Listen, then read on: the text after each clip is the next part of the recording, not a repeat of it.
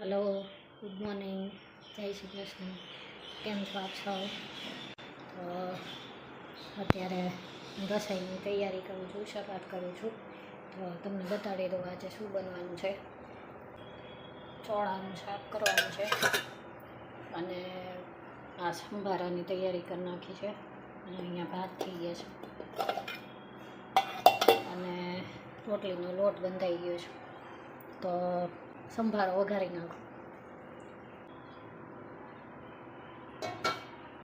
तो सिंपल ज वघारवानुं छे, आमां बीजुं कंई नथी नाखवानुं। खाली आपणे जेने नॉर्मल गुजरातीओमां जे बनतो होय ने संभारो एवो ज बने। जो लई लीधुं छे एने आम मोटा मोटा कटका करीने ज समारी नाख्यो छे।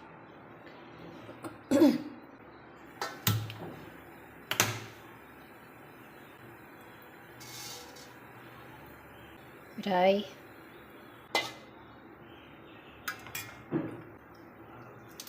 हींग, हळदर,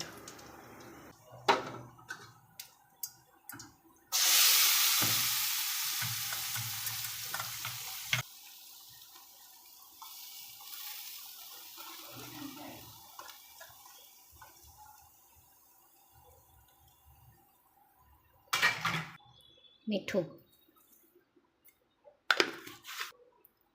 धाणा जीરું,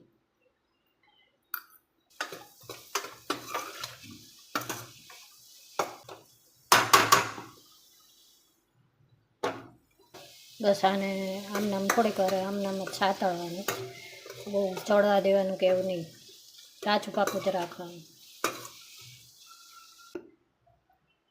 જો બની ગયું તો બસ સંભારો થઈ ગયો છે।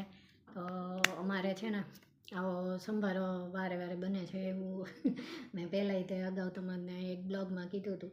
તો આમે તે જો ચાલુમાં તમે મસાલાવાળા થેપલા સાથે આવો સંભારો કરી શકો, પછી ભાખરી સાથે કરી શકો। તો ભાખરી સાથે કરવું હોય ને તો થોડુંક મસ્તું મરચું એમાં નાખવાનું આવતું જ હતું અને સહેજ મસ્તું લીંબુ ને ખાંડ નાખી દેવાની, એટલે બહુ મસ્ત લાગે ભાખરી સાથે તે।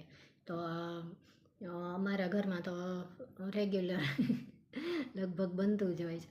તો બસ આજે હવે થોડી વાર રહીને હું ચોળા વઘારી નાખીશ। અને આજે થોડોક મારો ચહેરો તમને ઓલો લાગતો હશે, કારણ કે મને છે ને આજે થાક બહુ લાગે છે, ખબર નહીં કેમ। એટલે કદાચ રાત્રે છે ને સરખી ઊંઘ નથી આવી મને, એટલે આમ ગરમી ચાલુ થઈ ગઈ ને, એટલે એસી તો ચાલુ હોય છે પણ સતત આખી રાત તો રખાય નહીં, એટલે પછી થોડી વાર બંધ થઈને તો મને ઊંઘ અડી જતી હતી કાલે, એવું થતું હતું। એટલે આમ થોડુંક નથી, આજે સૂઈ જવાનું મન થાય છે, એમ થાય કે સૂઈ જાઉં એમ, ઝટ કામ પતી જાય ને તો। એટલે બસ આ તો રસોઈનું ને એવું બધું પતી ગયું છે, એટલે રોટલીનો લોટ બંધાઈ ગયો છે।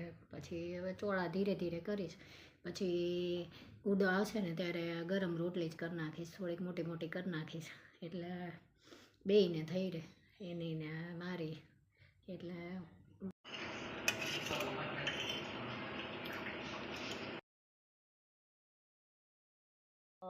છાશવાળા ચોળાનું શાક થઈ ગયું છે તૈયાર। તો અત્યારે હું અહીંયા બાજુના ગાર્ડનમાં જાઉં છું, તો હું તમને લઈ જાઉં। આ જો અત્યારે સાંજના અમારી સોસાયટી હા દેખાય છે, આ બાજુ જો બધા છોકરાઓ રમેશ, બધા બુડો ત્યાં છે ક્રિકેટ રમતો છે, હું એને બોલાવતી આવું પહેલાં।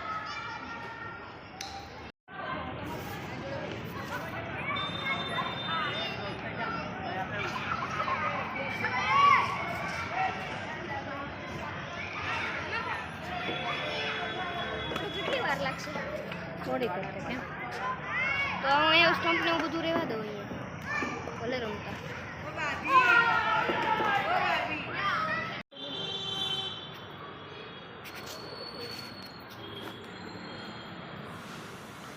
કોણ ટેટુ બનાવીને બેઠું કહેતો નહોતો કોણ ખબર નહીં મને।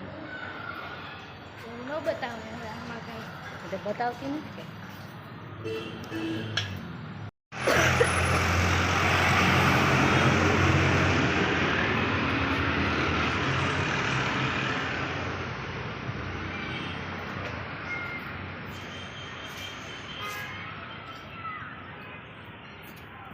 તો જો અહીંયા અમે ગાર્ડનમાં આવી ગયા છીએ. તો નાનકડું એવું આ સરસ મસ્ત ગાર્ડન છે. અહીંયા આખો વોકિંગ ટ્રેક છે.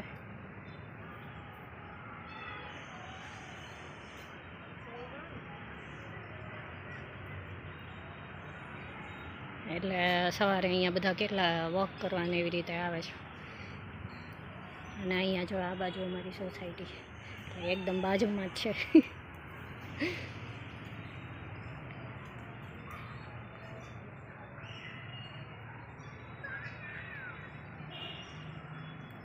અહીંયા બધું હિંચકા અને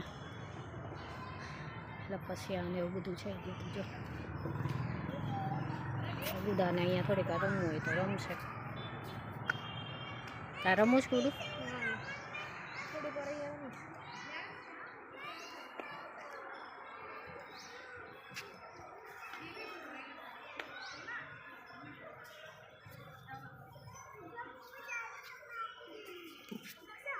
તો જ્યારે નવું બન્યું ને ગાર્ડન ત્યારે અહીંયા બહુ બધા છોકરાઓ આવતા હતા રમવા. ને રમીને આખો દિવસ અહીંયા જ રહેતા હતા. હવે બનીને એકદમ તૈયાર થઈ ગયું છે. એટલે ઘણો ટાઈમ થયો, 2-3 વર્ષ. તો હવે કોઈ અહીંયા આવતું નથી. એટલે અત્યારે ખાલી છે. ઉડો અહીંયા વહી આવતો બેટા, બેસી જાય થોડીક.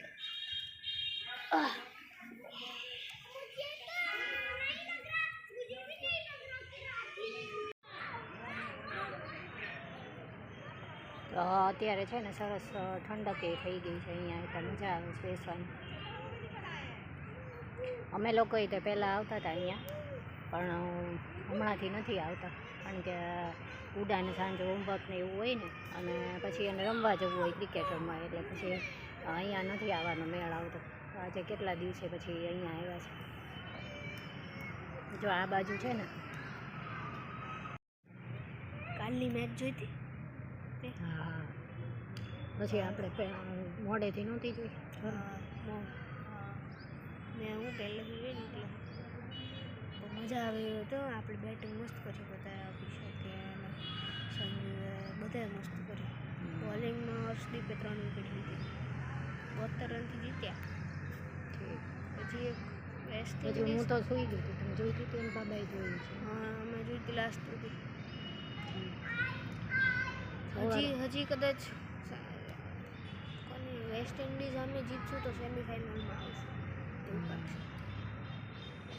સેકન્ડ મોસ્ટ હાઈએસ્ટ ક્યારે? રવિવારે છે. હા, લવકુશ અહીંયા જ બસ ને બાજુની સોસાયટીમાં. કા પેલા એ લોકો આવતા, હવે તો અમને કાંઈ નથી ખબર બેટા.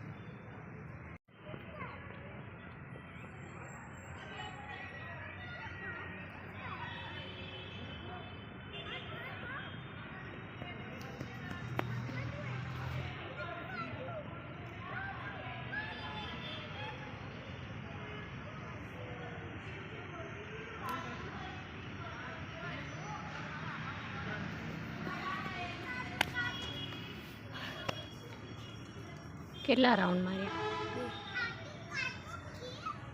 2.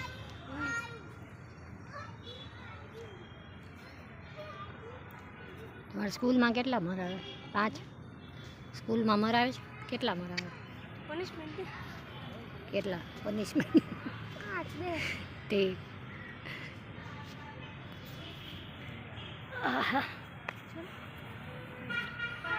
લાગે ફોન બાબાને? ના પાડી.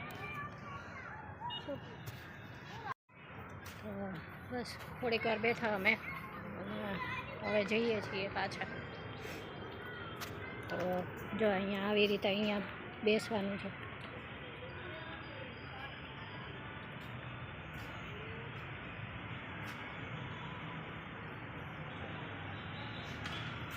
દે અહીંથી તું લઈ લે ને દરવાજો સુધી મારા હાથ છે ને એમ છે ને. તો અડધી પોણી કલાક પછી અમે બેસી અને પાછા વહી આવ્યા. મજા આવી, થોડીક વાર ફ્રેશ થઈ ગઈ. તો હવે હું આજનો બ્લોગ પૂરો કરું છું. તો તમને મારો બ્લોગ કેવો લાગે મને જરૂરથી કહેજો, અને જો પસંદ આવે તો એક લાઈક આપી દેજો અને મારી ચેનલને સબસ્ક્રાઈબ કરજો. Thank you. જય શ્રી કૃષ્ણ.